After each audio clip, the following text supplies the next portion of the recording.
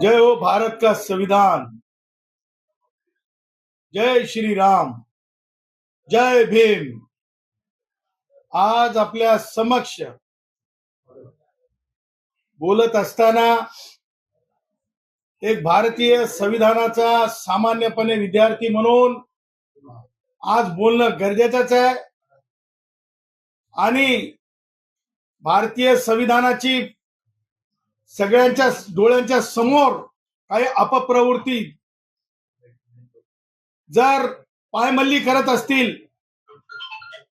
Discrimination करत असतील, तर अशा डिस्क्रिमिनेशन करणाऱ्यांना चाप चाप चाप देण्यासाठी आज जरंगे छोड़ो पत्रकार परिषद आहे।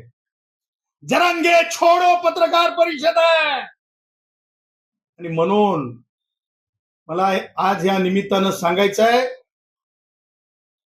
की ज्या प्रकारे मनोज जरंगे एकनाथरावजी शिंदे उपमुख्यमंत्री यांचे शिष्य आहेत का याच्यात मला पडायचं नाही, परंतु मनोज जरंगे ज्या प्रकारे व्यक्त होत आहे ते आक्षेपार्ह व्यक्त होणं ही त्याच्या बापाची जहागीरदारी नाही।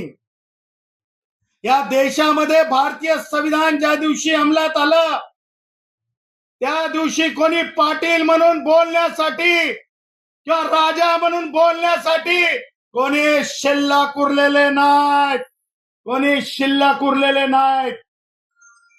त्यामुळं ज्या प्रकारे हीन करून, ज्या प्रकारे अपमान करून, ज्या प्रकारे नीच भाषा वापरून भटक्या विमुक्त असतील, ओबीसी असतील, मागासवर्गीय असतील, भिक्षुकी करणारे आमचे कुडमुडे दोषी ब्राह्मण असतील, कुणाची सुद्धा राईट टू डिग्निटीला हात लावू दिला जाणार नाही। आणि जे असा हात लावण्याचा प्रयत्न करेल मनोज जरंगे सारखा, त्याला कायदेशीर धडा शिकवल्याशिवाय राहणार नाही। मला आपल्या माध्यमातून आज दोन प्रश्न उपस्थित करायचे आहेत। मनोज जरंगे हा लाईव्ह येतो एका चॅनलवर आणि लाईव्ह आल्याच्या नंतर मनोज जरंगे काय करतो तर सन्माननीय आमचे, मला जात कोणाची पाहायची नाही, उदय ब्राह्मण आहे की नाही मला त्याच्यात पडायचं नाही, उदय ब्राह्मणांसोबत किंवा ओबीसीचा कैवारी आहे की नाही तो त्याची लिबर्टी आहे, सन्माननीय मंत्री उदय सामंतांची। परंतु उदय सामंतांना फोन लागतो आणि तो फोन किती आक्षेपार्ह आहे त्याच्यामध्ये हा मनोज जरंगे 52 कुळ्या म्हणतो, 52 कुळ्या म्हणतो, 52 कुळ्या म्हणतो। मला सन्माननीय उपमुख्यमंत्री एकनाथरावजी शिंदे साहेबांना आणि उदय सामंतांना विचारायचं आहे, ज्या वेळेस एकनाथ शिंदे साहेब मराठ्याचे आहेत, जरंगे म्हणतो मराठ्यांचे पुढारी आहेत, आमचं काय देणं घेणं नाही। शिंदे साहेबांनी जन्मभर मराठ्याचं पुढारपण करावं, कारण शिंदे साहेबांना शिवसेनेमधल्या बहुजनांनी ओबीसीनी पुढे नेलं, पण आता त्यांच्या अंगात मराठे पण पुढारपण आला असेल आणि जरंगे जर शिक्का लावत असेल तर ते त्यांना लखलाप। परंतु ज्या प्रकारे मनोज जरंगे 52 कुळ्या म्हणला, आमच्या सन्माननीय समाज तेली असो, समाज ओबीसी असो, समाज एससी असो, हे अपमानकारक बोलणं शिंदे साहेबांना चालतंय का? शिंदे साहेबांना ठाणे का रिक्षा, ठाणे का रिक्षा, ठाणे का रिक्षा म्हणल्याच्या नंतर एवढी आग लागते, एवढी आग लागते त्या शिंदे साहेबांना धेडग्या मारण्या म्हणल्यासारखं 52 कुळ्या म्हणणं आहे, 52 कुळ्या म्हणणं आहे, 52 कुळ्या म्हणणं आहे। शर्मेनं लाज वाटायला पाहिजे, शर्मेनं लाज वाटायला पाहिजे। उदय सामंतांनी म्हणायला पाहिजेत होतं, stop that mister Manoj Jarange, stop that mister Manoj Jarange, हे उदय सामंतांकडून अपेक्षित होतं। परंतु कसे कान मंत्री आहेत उदय सामंत, कान मंत्री आहेत, जे माननीय उपमुख्यमंत्री एकनाथ शिंदे साहेब सांगतील ते उदय सामंत बोलतील. नाही बोलले तर मग पुन्हा पुन्हा ती स्टोरी सुरू होते. शिरसाट दीपकेला बोलायला गेला, शिरसाटला काढायची भाषा. उदय सामंत आम्हाला बोलला किंवा आम्ही मतदार ना किंवा भारतीय जनता पक्षाच्या कोणत्या एका मित्राला जास्त बोलला तर उदय सामंतची गच्छंतीची भाषा. ह्या सगळ्या गोष्टी उघड्या डोळ्याने आम्ही बघत आहोत. हे एंटरटेनमेंट नाही उदय, हे एंटरटेनमेंट नाही. हे एकनाथ शिंदेचा जो पिक्चर आहे माननीय उपमुख्यमंत्र्यांचा, त्याचा सेकंड इंटरव्हेलच्या नंतरचा जरंगे पार्ट आहे का, असा सुद्धा मी प्रश्न उपस्थित करतो. उद्या जर मनोज जरंगे जसं बावनकुळे साहेबांना कुळ्या म्हणला, कुळ्याचा अर्थ माहितीये एकनाथ शिंदे साहेब? तुम्ही ज्या वेळेस काल मी मेसेज उदयला टाकल्याच्या नंतर, उदयचं उत्तर आल्याच्या नंतर ज्या घाई गडबडीने तुम्ही माध्यमांसमोर आलात, म्हणजे बघा, तुम्हाला ओबीसींनी तुम्हाला शिवसेनेत होतात बाळा ठाकरेंच्या त्यावेळेस कोणी मोठं केलंय आत्मपरीक्षण करा. त्या ठाण्यामध्ये मराठे नव्हते, पण आता ठीक आहे. परंतु ज्या प्रकारे तुम्ही व्यक्त झालात, तुम्ही बावनकुळे साहेबांना असं बोललाय, कुळ्या म्हणून अपमान केलाय, मारड्या मांगड्या म्हणल्यासारखं, त्याच्यावर तुम्ही ब्रश शब्द का बोलला नाही? तुमच्या तोंडात मला म्हणायचं नाही आमच्या गुराख्यांच्या भाषेत, शिंदे साहेब, माननीय उपमुख्यमंत्री एकनाथ शिंदे साहेब, हा राग आहे, हा राग आहे, ही व्यवस्था आहे, हे ग्रामीण भागातला अन्याय आहे, जो की माध्यमांसमोर येऊन मला म्हणायचं नाही की गुराख्यांच्या भाषेत माजलेपणाची अवस्था आहे. आणि म्हणून तुम्ही जर असं म्हणाला असतात जसं उदयनं म्हणायला पाहिजेत होता, स्टॉप दॅट जरंगे, त्याच प्रकारे तुम्ही म्हणायला पाहिजेत होतं की मनोज जरंगेने ज्या प्रकारे तुमच्या सहकारी, तुम्हाला भारतीय जनता पक्षामुळे आणि तुम्हाला यांच्यामुळे सामान्य कष्टकऱ्यांमुळे तुम्हाला मिळालेली मतं, तुम्ही उपमुख्यमंत्री झालात. जरंगे म्हणतो तुम्ही केवळ मराठ्यांमुळे झालात, त्याचा खुलासा तुम्ही द्यायला घाबरता. जरंगे म्हणतो की माझे आणि शिंदे साहेबांचा खूप त्यांचा लाडोबा आहे. अरे लाडोबा कसा आहे? आमच्याजवळ टेंडरच्या काही कॉपी आहेत, माझ्याकडे सुद्धा काही कॉपी आहेत. मग हे त्या टेंडर मधून की आमचा प्रसाद भेटायला गेला होता म्हणून हे आग लागलेली, हे का दोन बायलर पेटलेत का? मग प्रसादचं बायलर पेटल्यामुळं जरंगे कंपनीमध्ये मग एकनाथ शिंदे साहेब तुमचं बायलर पेटलंय का? मग हे दोन बायलर मधलं भांडण सुरू केलंय का तुम्ही?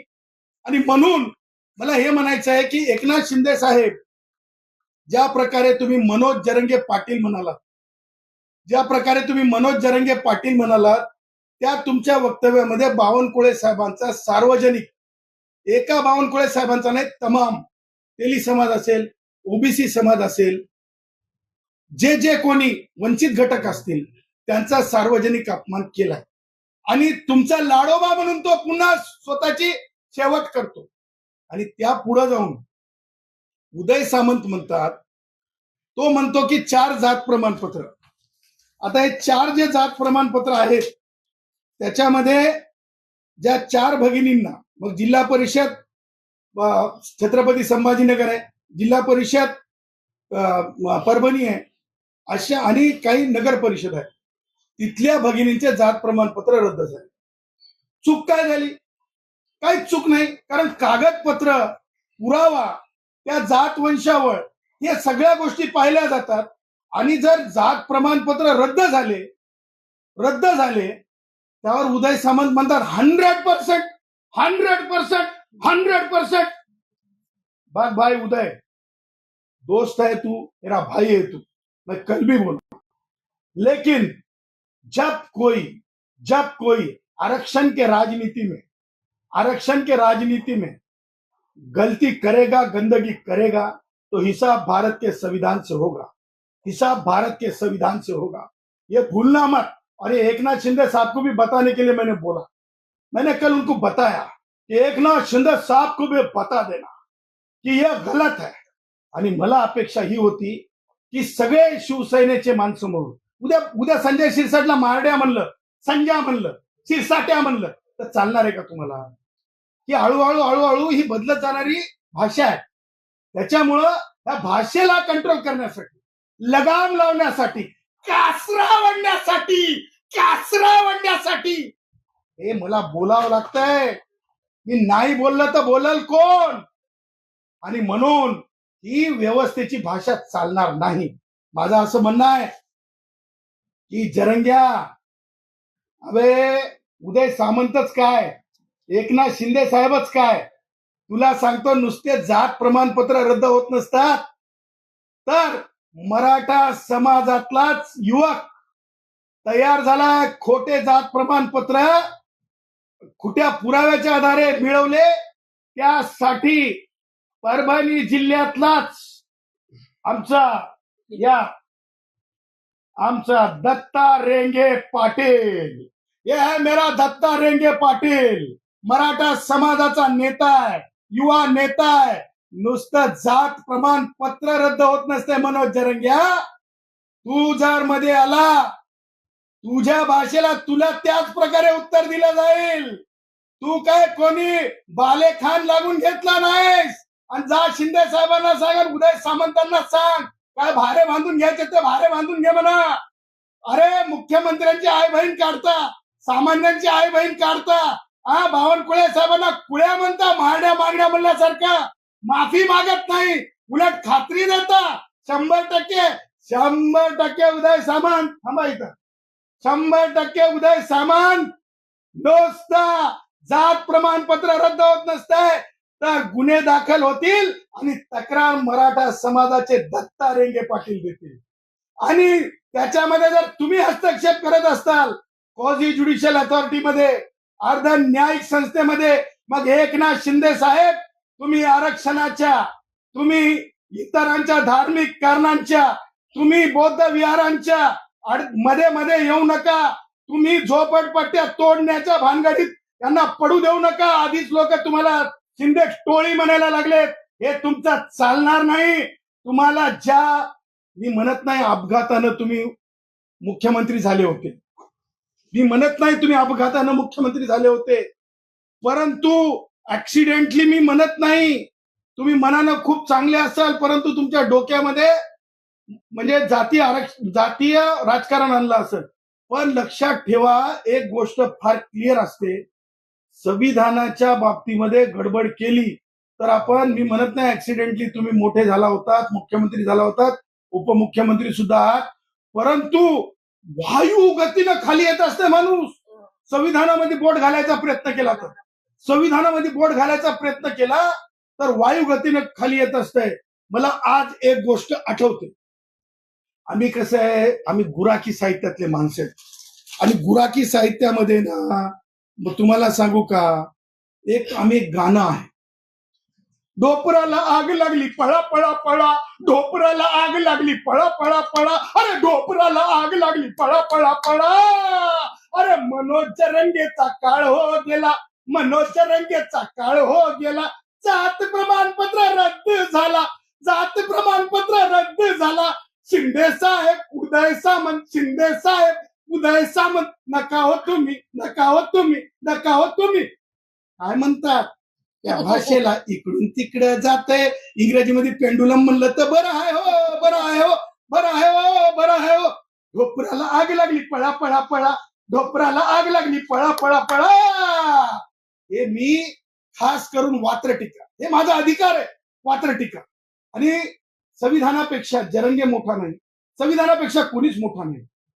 येणाऱ्या मंगळवारी, कॅबिनेट मंगळवारी असते ना, हो, येणाऱ्या मंगळवारी उदय सामंत, तुम्हाला अधिकार नसताना तुम्ही म्हणला 100% मंगळवारी कॅबिनेट मध्ये मनोज जरंगेनं बावनकुळे साहेब, सन्माननीय समाजाचे पुढारी यांना ज्या प्रकारे मनोज जरंगे व्यक्त केलाय, नीच संबोधण्याचा प्रयत्न केलाय, त्याबाबत कॅबिनेटमध्ये ठराव आला पाहिजे. आणि एकनाथ शिंदे साहेब तुम्ही सूचक असले पाहिजे, नाहीतर तुमच्या ब्लड मधलं डीएनए तपासलं जाईल आणि वैचारिक डीएनए, आणि त्याच्यावर मंगळवार नंतर खुली प्रेस घेतली जाईल. आणि ती प्रेस घेताना कोणाला सोडणार नाही आता, कोणाची सुटका नाही आता. हा, एकनाथ शिंदे साहेब काय सुटका नाही आता. बस झालं कल्याणचा बुद्ध विहार, बस झालं नाशिकचे गरिबांचे झोपडे, बस झालं. तुम्हाला सांगतो जरंगेचे टेंडरच्या कॉपीज आहेत. दुसरी गोष्ट मला असं वाटतंय, मनोज जरंगेचा हा राग आहे ना, हा रेती उपशाशी संबंधित सुद्धा आहे. रेतीचा उपसा. मनोज जरंगेला काय प्रत्येक जिल्ह्यामध्ये आर्टिफिशियल वाळू बनवण्याचं जे शासनाचं धोरण आहे ते नको आहे असं मला वाटतं. कारण त्याच्यातून ना लय हायवे चालतात. दुसरी गोष्ट माझ्याकडे टेंडर आहे. मी उदय सामंतांना काल मेसेज मध्ये टेंडरचं स्वरूप सांगितलं. पण हे सगळं अत्यंत बोलणं आवश्यक आहे. आणि म्हणून आमचं म्हणणं आहे की मनोज जरंगे या व्यक्तीच्या बाबतीत कॅबिनेटमध्ये निषेधाचा ठराव आला पाहिजे. ब्रीच ऑफ प्रिव्हिलेज आलंच पाहिजे. याला उद्धव ठाकरेचा गट, याला म्हणजे हे आमच्या भारतीय जनता पक्षाचा गट, किंवा याला काँग्रेसवाल्यांचा गट, किंवा याला राष्ट्रवादीवाल्यांचा गट, हे कोणत्याही पक्षाचं गटातटाच्या राजकारणातून पाहिलं गेलं नाही पाहिजे. आणि म्हणून मनोज जरंगेच्या बाबतीत ब्रीच ऑफ प्रिव्हिलेज सुद्धा आलं पाहिजे. त्याला या कारणासाठी शिक्षा ठोठावून त्याला लॉकअप मध्ये, जेलमध्ये टाकलं पाहिजे. आणि तुम्हाला सांगतो, आज मी सार्वजनिकपणे जयश्री पाटील ह्या स्वतः दत्ता रंगे पाटील सोबत जातील आणि जालन्यामध्ये छत्रपती संभाजीनगरमध्ये नुसतं जात प्रमाणपत्र रद्द झालेलं नाही तर ओबीसी संबंधितांना घेऊन पोलीस ठाण्यामध्ये जे कोणी प्रेशर करायचा प्रयत्न करत असेल, कारण माधुरी पाटील विरुद्ध कास्ट स्क्रुटिनी कमिटी या निवाड्यामध्ये माननीय सर्वोच्च न्यायालयाने ज्या बाबी अंतर्भूत केल्यात, ज्या बाबी सांगितल्यात, त्याच्या बाहेर जाता येणार नाही.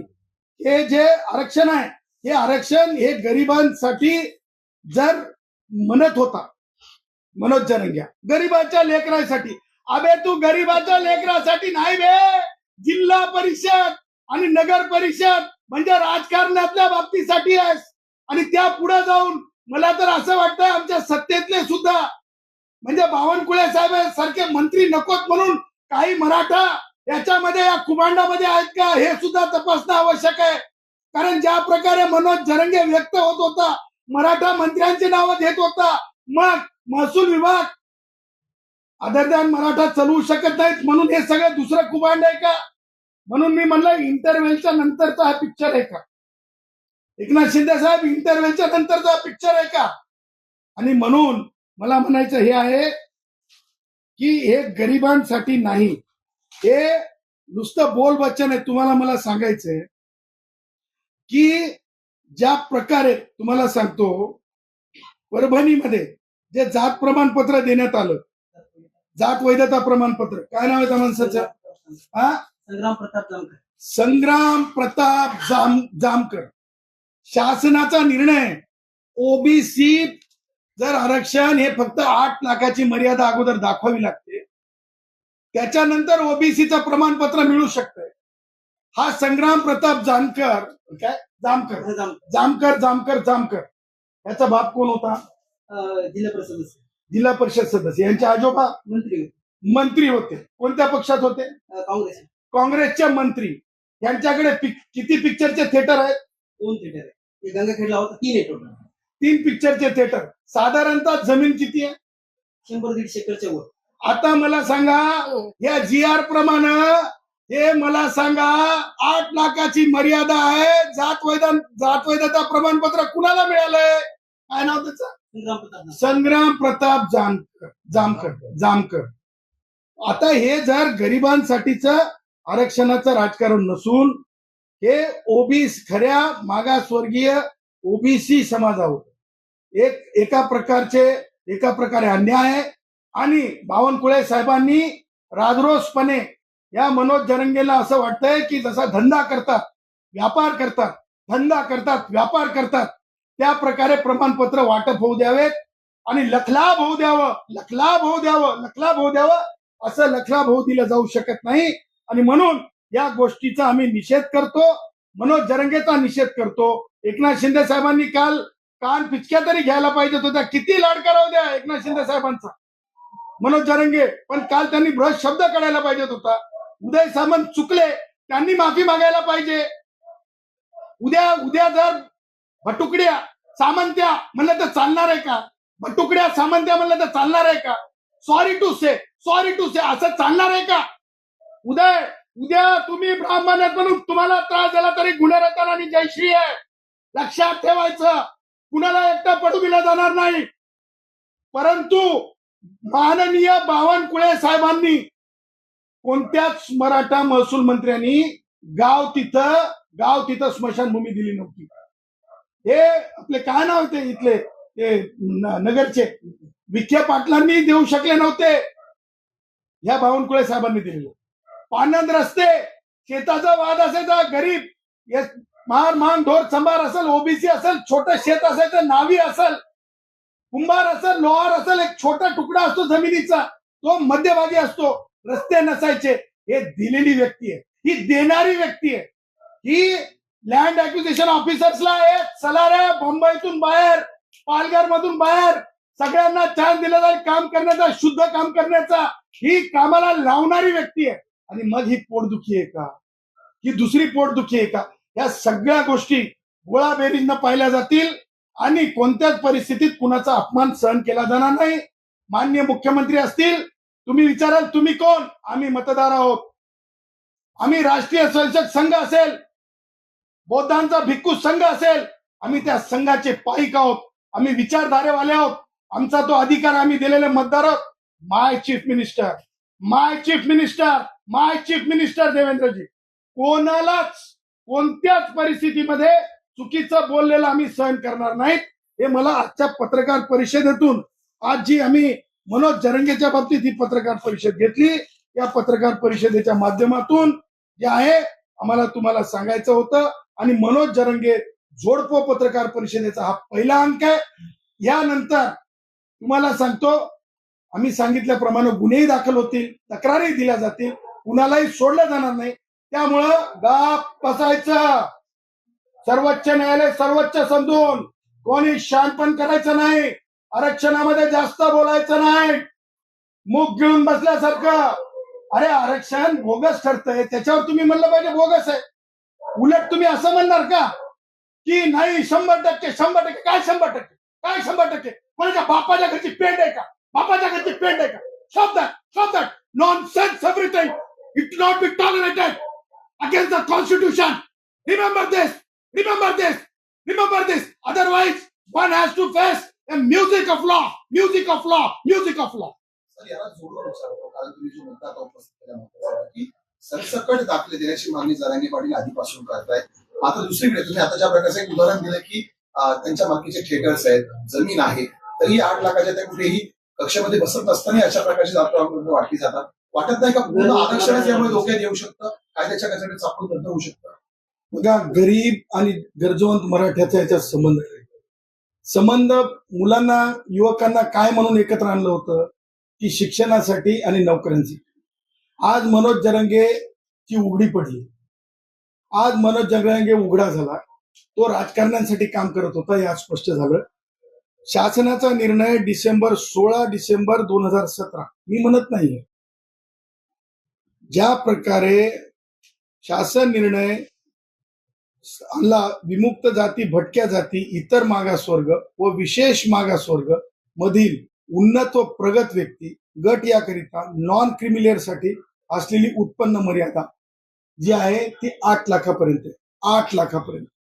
मला सांगा, ज्यांच्याकडे आता जसं जरंगे पाटलांनी सांगितलं, आमच्या रेंगेंनी सांगितलं, दत्ता रेंगेंनी, ज्या प्रकारे की थिएटर्स आहेत, जमीन 100 कुटुंबामध्ये, मला मी सब्जेक्ट टू करेक्शन, किती एकर आहे ते पण जमिनी 100 आकड्यांमध्ये आहे. अशा लोकांना तुम्ही जात वैधता प्रमाणपत्र देता आणि हा कायदा आहे नाही, घ्या हा कायदा मान्य आहे की नाही? या कायद्यानुसार तुम्हाला कोणत्याच परिस्थितीमध्ये या उत्पन्न गटाच्यावर लाभ घेता येत नाही आणि असा लाभ घेणारे प्रमाणपत्रच देता येत नाहीत. पत्रकार साहेब, तुम्ही काय विचारलं नंतर, माझं असं म्हणणं आहे की ह्या जर म्हणजे याच्यामध्ये उत्पन्न गटाच्या बाहेर असाल तर लाभच घेता येत नाही, प्रमाणपत्रच देता येत नाही. खोटे अफिडेव्हिट आहे, फसवणूक आहे, जाली प्रमाणपत्र तयार करणं आहे, खऱ्या मागासवर्गीयांची जागा हिरावून घेणं आहे. या सगळ्या गोष्टी कलमांखाली गुन्हा दाखल होतो, FIR होतो. या अगोदर सत्तेतले राजकारणी असो की विरोधातले राजकारणी असो, अशा प्रकरणांमध्ये पोलीस स्थानकांमध्ये गुन्हे दाखल झालेले आहेत, हे वेगळं सांगण्याची गरज नाही. ज्या प्रकारे त्यांनी आरोप केले की त्यांनी आरोप केले की जात वैधता प्रमाणपत्र फेटाळले झाले, मात्र आकडेवारी जी समोर येते प्रशासनाकडनं 20,000 अर्ज आले होते, त्याचे 15,000 मान्य झाले, म्हणजे जात वैधता प्रमाणपत्र त्यांना मिळालं. अशामध्ये असे आरोप करणं, माझं म्हणणं साफ आहे की मनोज जरंगे हा धंदेवाईक आहे. मनोज जरंगे रेतीवाल्यांशी किती त्याच्या जवळचे नातेसंबंध आहेत. त्याचबरोबर PWD आणि मान्य उपमुख्यमंत्री एकनाथ शिंदे साहेबांकडे कोणतं खातं आहे? नगर विकास. या सगळ्या टेंडरशी संबंधित सुद्धा कसं गोडी कोणाला काय वाचायची असते, मला संविधान वाचायची गोडी असते, मनोज जरंगेला टेंडर वाचायची गोडी आहे. मग टेंडर आम्हाला संविधान वाचता वाचता संविधान निर्मित्यांनी ज्या प्रकारे संविधान निर्माण केलं तिथपर्यंत वाचत जावं लागतंय. जरंगेला एकनाथ शिंदे साहेबांपर्यंत यावं लागतंय, कारण टेंडरची गोडी आहे, आम्हाला संविधानाची गोडी आहे. टेंडरची गोडी, संविधानाची गोडी, हे गोडीचा प्रश्न आहे. आणि गोडी फोडी फोडी फोडी, नोटा ओडी ओडी ओडी, गोडी गोडी गोडी, नोटा ओडी ओडी ओडी, असं सगळं आहे. त्यामुळं जरंगे हा विश्वास पात्र नाही. दुसरी गोष्ट, मला येणाऱ्या काळात मान्य बावनकुळे साहेबांना महाराष्ट्रातले भटके विमुक्त OBC जे अक्षरशः वंचित घटक आहेत, मग ब्राह्मणाचे सुद्धा असतील आमचे, ज्यांना आपण म्हणतो की कुडमुडे जोशी, त्या सगळ्यांना घेऊन बावनकुळे साहेबांना भेटायचे आणि SIT नेमल्या गेली पाहिजे या प्रकरणात. आता तुम्हाला सांगितलं की 8 लाख म्हणजे मर्यादेच्या वर कसं माणूस ते भोगू शकतो व्हॅलिडिटी, आणि कसं तो माणूस लाभ घेऊ शकतो, हा लार्जर क्वेश्चन आहे. आणि या लार्जर क्वेश्चनसाठी जर थिएटरचे मालक व्हॅलिडिटी घेऊन जर नाचत असतील तर हे चालणार नाही. हे कायद्याच्या विरुद्ध आहे. आणि पत्रकारांनी सांगितलं म्हणजे असे 15,000 लोकांचा किती रेव्हेन्यू जनरेट झाला असेल हे विचार करा. 15,000 लोकांचा रेव्हेन्यू किती जनरेट झाला असेल. किती बाबा बाबा बाबा बाबा बाबा, उदयच्या भाषेत सांगायचं तर त्या आंब्याच्या काय म्हणतात पेट्या, आंब्याच्या पेट्या किती भरल्या असतील. उदयच्या भाषेत सांगायचं तर आंब्याच्या पेट्या किती भरल्या असतील, आंब्याच्या पेट्या किती भरल्या असतील. ह्या सगळ्या गोष्टी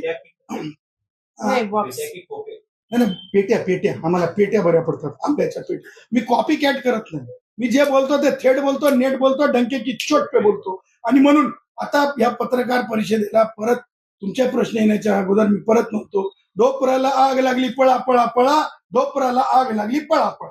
झोडपो यापूर्वी कधीच पत्रकार परिषद असं म्हटलं नाही, झोडपो पत्रकार परिषद असा तुम्ही उल्लेख केला, काय गाभा काय आहे त्याचा? तशाच तसे गावामध्ये कोणत्याही सामान्य नावी असेल, कुणबी असेल, आमचा जो खरा आहे, त्याचबरोबर लोहार असेल, सुतार भाऊ असेल, कुंभार भाऊ असेल, मार मांडो टंबार कोणी भाऊ असेल, डंक्याची चोट पे कोणी डोळावर करून पाहिलं ना तर जशाच तसं उत्तर दिलं जाईल. सार्वजनिक दिलं जाईल, सामाजिक दिलं जाईल, कायदेशीर दिलं जाईल. आणि तुम्हाला सांगतो एक शब्द आहे, भीमटोला भीमटोला भीमटोला भीमटोला भीमटोला, भीमटोल्यानं सुद्धा उत्तर दिलं. उद्धव ठाकरे बरे म्हणायची वेळ आणू नका, उद्धव ठाकरे शिंदेना समजावून सांगा असं पण म्हणतायत. बघा, आता शिंदेवरला राग हा चॅनलच्या समोर येऊन पुढचं राजकारण करण्यासाठी मी नाही त्यातली कडी लावा आतली, मी नाही त्यातली कडीवर लावा आतली सारखा पार्ट आहे का? म्हणजे शिंदे साहेबांना अगोदर बोलायचं कमी अधिक, त्याच्यानंतर बोलायचं की आम्ही बघा एक वाक्य आहे शिंदे साहेबांबद्दल की गद्दार म्हणल्याच्या नंतर काय रे, मराठीची पाठी तुमच्या पाठी सांगते, गद्दारीचा डाग पुसण्यासाठी हा मनोज जरंगे आयोडीन घेऊन गेला होता की काय?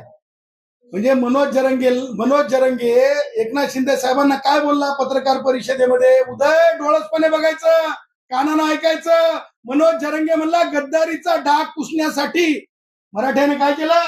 डाग पुसण्यासाठी सपोर्ट केला. म्हणजे मनोज जरंगे का आयोडीन घेऊन गेला होता की स्पिरिट घेऊन गेला होता की सॅनिटायझर घेऊन गेला होता? हे सगळ्या गोष्टी आहेत ना, या अत्यंत खालच्या स्तरावरल्या आहेत. आणि म्हणून जोडो पत्रकार परिषदा सुरू झालेल्या आहेत. कायदेशीर गुन्हे दाखल करण्याची प्रक्रिया चालू होईल. कुणालाही सोडलं जाणार नाही. कायद्याचं राज्य आहे. कोणाला हिनवलेलं सहन केलं जाणार नाही. गाव कुसाबाहेर कोणाला त्रास दिलेला सहन केला जाणार नाही. आणि जे बोगस प्रमाणपत्र आहेत ते नुसते बोगस नाहीत, तर त्या बाबतीमध्ये गुन्हे दाखल करण्याची प्रक्रिया पूर्ण करतात. फडणवीसांचा उल्लेख तुम्ही माय चीफ मिनिस्टर करता, त्याच फडणवीसांचे 15-20 आमदार मी काढणार असं पण म्हणतायत. अहो, मनोज जरंगे संतोष देशमुखची पत्नी ती निवडून आणू शकला नाही. हा ग्रामपंचायतीमध्ये नेता म्हणून लायकीचा नाही. हे लोकांनी त्याची लायकी दाखवून दिलेली आहे. आणि माननीय माय चीफ मिनिस्टर मिस्टर देवेंद्रजी, माय चीफ मिनिस्टर मिस्टर देवेंद्रजी हे देशातल्या अनेक राज्यांमध्ये जातात. तिथं प्रचार केला त्यांनी. तिथं सुद्धा भारतीय जनता पक्षाची म्हणजे जेनझीची मतं देवेंद्रजीच्या बाजूने असतात. कारण जेनझीला आमच्यासारख्या मतदारांना simple living but high thinking, simple living but high thinking जे आहे कोणतेही आडेवेडे घेऊन बोललेलं आवडत नाही. आणि त्यामुळं माननीय मुख्यमंत्री देवेंद्रजी कोणताही आडावेडा घेऊन हे करत नाहीत. आणि दुसरी गोष्ट, माननीय देवेंद्रजी कधीच भाषण, आमचे माननीय एकनाथरावजी शिंदे साहेब जसं बघून वाचून भाषण देतात तसं त्यांना बघून काहीच करायची गरज नसते. कारण ते विद्यार्थी जीवनापासून चळवळीतून आलेले आहेत. ते नागपूर सारख्या ठिकाणी RSSचं हेडक्वार्टर आहे, तर दुसऱ्या बाजूला दीक्षाभूमी आहे, अशा ठिकाणाहून ते आलेले आहेत. आणि मला असं वाटतं की नॉन प्रिज्युडाइज ब्रेन असलेले मुख्यमंत्री आहेत. त्यामुळे जरंगेची लायकी ग्रामपंचायत निवडून न आणू शकणारी आहे. कारण राजकीय लायकी सगळ्यांनी डोळ्यांनी बघितली. संतोष देशमुख सारख्या प्रकरणात आणू शकला नाही. त्यामुळं जरंगे काय लायकीचा माणूस आहे सगळ्यांना माहिती आहे. आणि त्यामुळं मला असं वाटतं की जरंगेच्या बोलण्याला कोणी किंमत द्यायची गरज नाही. परंतु जरंगे ज्या प्रकारे चुकीचं बोलल, हिनून बोलल, त्याला मात्र प्रभू श्री राम जी का टोला, भारतरत्न डॉक्टर बाबासाहेब आंबेडकर जी का टोला लगाए बिना नहीं छोड़ी. जी पत्रकार परिषद घेण्यात आली त्यातला एक मुद्दा होता 4 नगरसेवकांच्या जात प्रमाणपत्र नाही, 2 जिल्हा परिषद 2 नगरपालिका जात पडताळणी प्रमाणपत्र रद्द झालेलं होतं. तो प्रकरण होता. आता सर्वसामान्यांचा जर विचार करायला गेला, तुमचं असो की माझं असो, कुठलीही जात पडताळणी समितीकडे जर आपलं अर्ज जातो, काही त्रुटी राहिली तर आपल्याला ती परिपूर्ती करावी लागते. तुम्हाला काय वाटतंय, का झोपतं हे प्रकरण? हे प्रकरण जोमण्याचं कारण हे इंटरव्हेलच्या नंतरचा फिल्म आहे आणि हे जरंगेची, आणि हे ठरवून ते कालचा व्हिडिओ व्हायरल करण्यात आला प्रेसचा एका खाजगी वृत्तवाहिनीला. आणि हे सगळं ठरवून आहे. त्याच्यामुळं मला हे म्हणायचं की माननीय एकनाथरावजी शिंदे साहेब, अशा प्रकारचं राजकारण तुमच्या पिलावळ असलेल्या जरंगेला करू देऊ नका. तुमची पिलावळ असलेल्या जरंगेला करू देऊ तुमचं आणि एकनाथ शिंदे यांचं जवळचं संबंध आहे. आहे. तुम्ही अशा प्रकरणामध्ये थेट पत्रकार पासून त्यांना आव्हान केल्यापेक्षा तुम्ही त्यांच्यावर फोन का नाही केला? मी उदयला बघा कसं झालंय की एक शिंदे साहेबांचा तो काय PA आहे, काय नाव होता त्याचा, प्रभाकर, त्याच्यावर गुन्हे दाखल झालेत. त्याला मी कुठं धुंडू. त्याच्यानंतर दुसरा आहे तो कायम चंपोगिरीमध्ये राहतोय. मला काय एवढा वेळ मिळत नाही. शिंदे साहेब स्वतःकडे फोन ठेवत नाहीत. CM साहेब स्वतःकडे फोन ठेवतात. CM साहेब स्वतःकडे फोन ठेवतात. शिंदे साहेब स्वतःकडे फोन ठेवत नाहीत. त्याच्यामुळे उदयने लगेच मला रिस्पॉन्ड केलं. मी उदयला बोललो, उदयला सगळं सांगितलं. आणि माझं काय एकनाथ शिंदे साहेबांकडनं रेतीचं काम आहे ना टेंडरचं काम आहे. त्याच्यामुळं मला काय कोणाची भीती नाही. शिंदे साहेबांचे माझे संबंध आहेत. याचा अर्थ शिंदे साहेबांकडे जसं जरंगे त्यांच्या ठेवणीत आहे किंवा तो पिलावळ आहे, हे माझी तशी परिस्थिती नाही. हम कभी भी स्टेटस डिग्निटी स्वतःची आणि शिंदे साहेबांची सुद्धा आम्ही अवहेलना करत नाही. त्याच्यामुळे संविधान ज्या प्रकारे आर्टिकल 14 मध्ये एक रिस्पेक्ट गिव्ह रिस्पेक्ट, बराबरी की बात हो, या आशयानं आम्ही जगणारी माणसं आहोत. चूक झाली, कारण शिंदे साहेबांची काल चूक झाली की नाही सांग, सार्वजनिकपणे त्यांनी नीचपणाचं संबोधल्यासारखं कुळ्या म्हणलं. कुळ्या म्हणजे मारड्या धेडग्या म्हणल्यासारखं. मी उदयला लिहिलं ते सुद्धा लिहिलं मी. आणि मी हे सांगितलं की तू एकनाथ शिंदे साहेबांना सांग, उदय माझा भाऊ आहे. उदय शेवटी तुम्ही म्हणजे उदयच्या बाबतीमध्ये आय हॅव ग्रेट रिगार्ड्स, काय उदयच्या बाबतीत हे नाही.